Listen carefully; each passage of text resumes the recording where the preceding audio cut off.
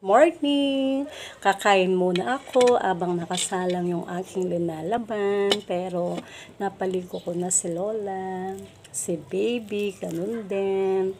At syempre, papalitan yung mga pillowcase ng mga unan namin kasi ang tagal ko nang hindi nalalabay yan. Magmula nung nabisi ako, parang nagkulang yung oras.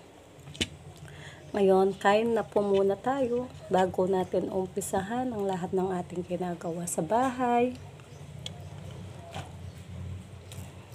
Siyempre, kailangan gawin natin ng maayos para hindi ka magkakasakit.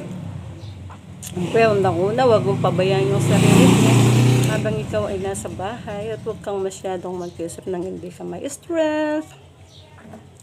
Pero kain po tayo. Good morning sa lahat at sa lahat po ng mga viewers at sa aking followers. Bye-bye and good morning.